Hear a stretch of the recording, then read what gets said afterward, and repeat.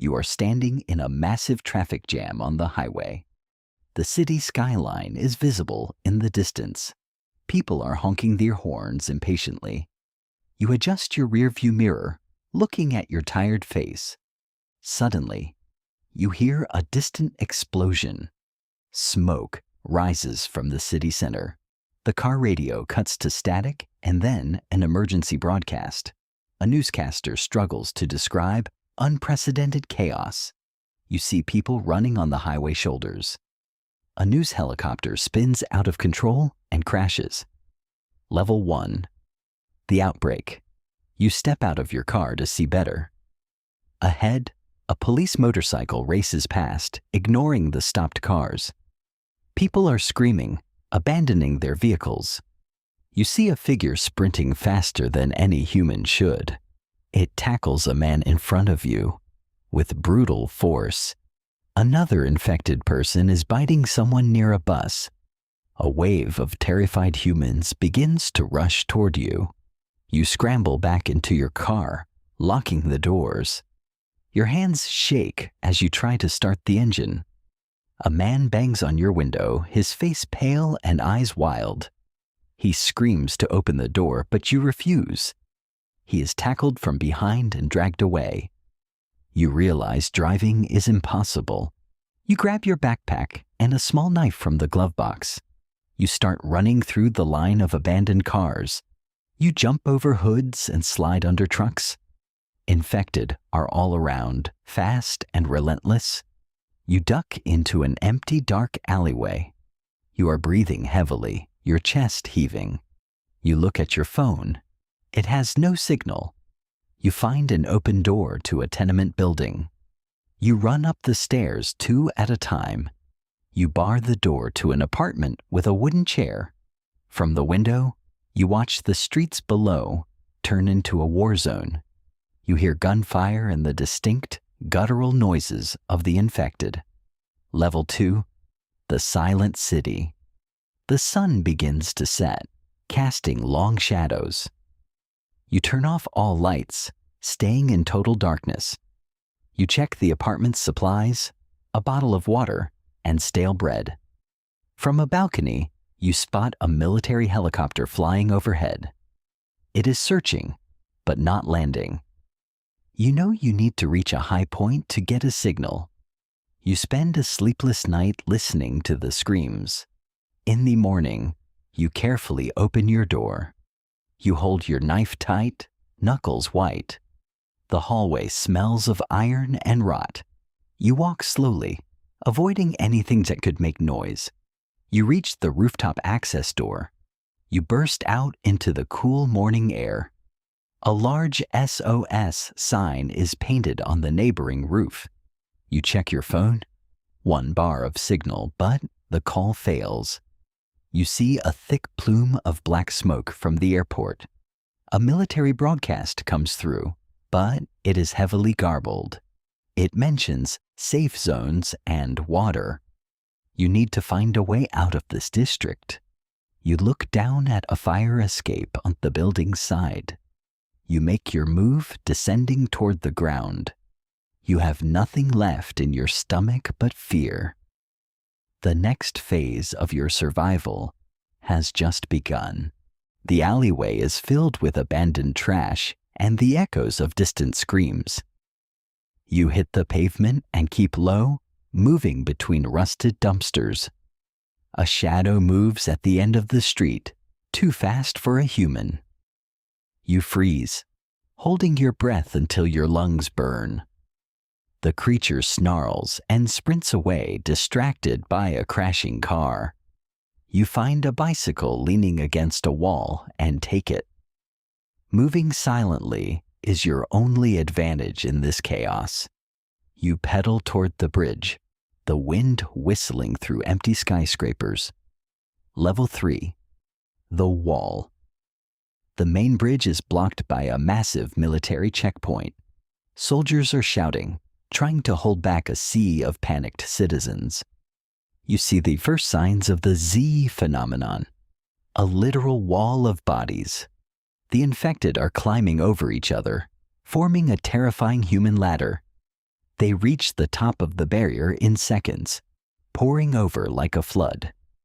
Gunfire erupts, but it's not enough to stop the sheer weight of the horde. You ditch the bike and run toward the shipping docks. You find a small motorboat tied to a rotting wooden pier.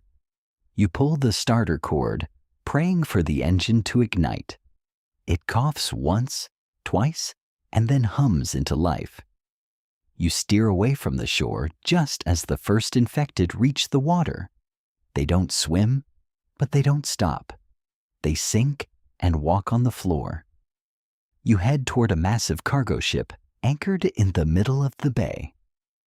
Other survivors are waving from the deck, throwing down a rope ladder.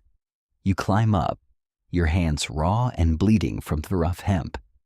From the deck, you watch the city skyline begin to glow with orange fires.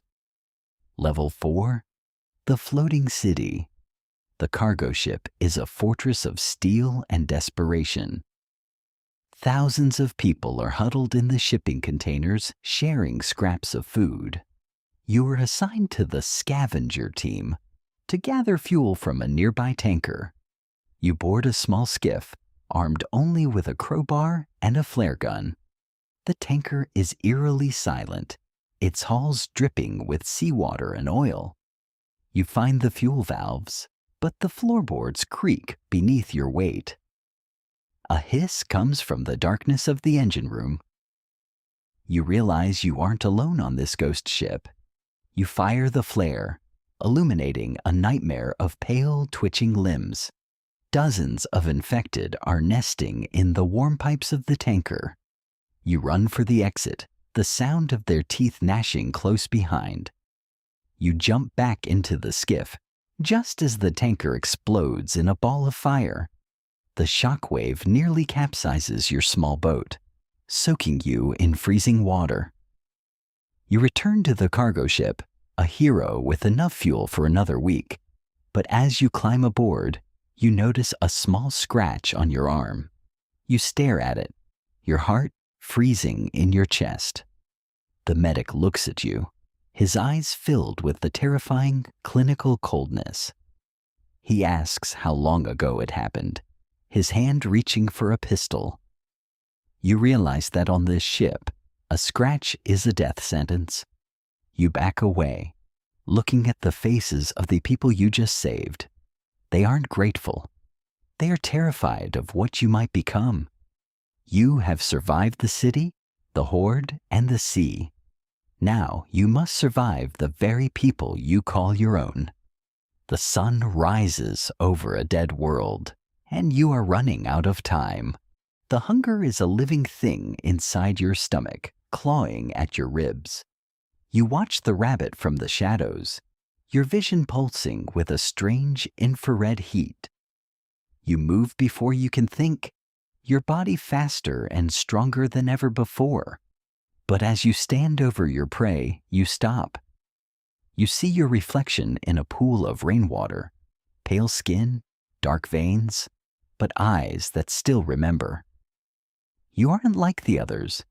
You are something between the living and the dead. You realize the scratch didn't destroy you. It evolved you. Level 5, the hybrid. You leave the shack and head deep into the forest, avoiding the roads. You find a group of survivors trapped in an old gas station, surrounded by a massive horde. The infected don't attack you. They sniff the air and move past, sensing a predator of their own kind. You stand between the monsters and the humans, a silent guardian in the dark.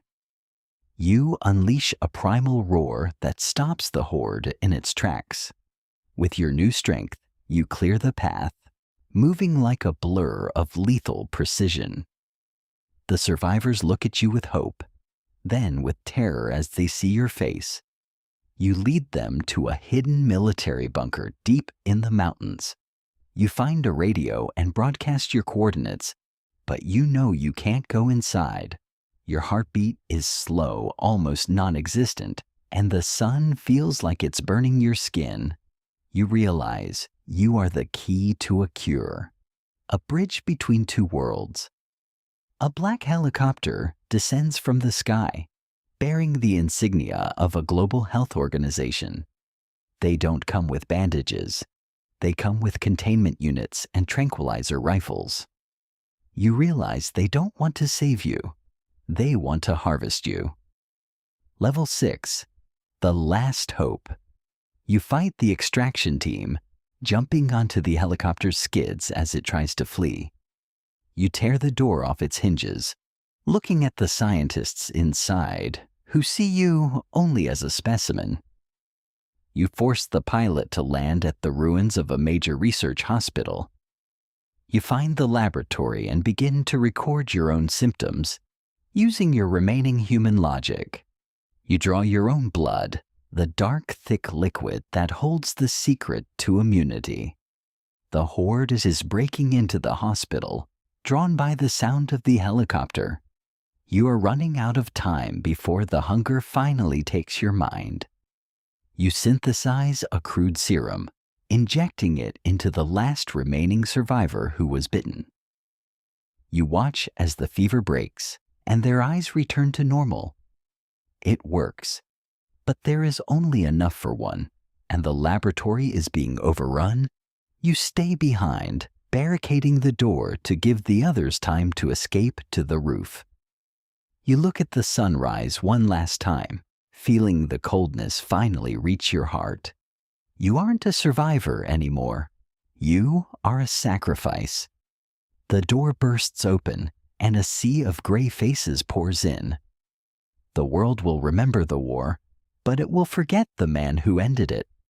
You close your eyes, letting the darkness take over, but you die with a smile. On the roof, the survivors reach the rescue chopper, carrying the cure in a small, glowing vial. The city below is still burning, but for the first time, there is a chance for a new dawn. Your story ends here, in the silence of the lab, as the Z virus finally meets its match. You were the first to change, and the last to fall. The archive is closed.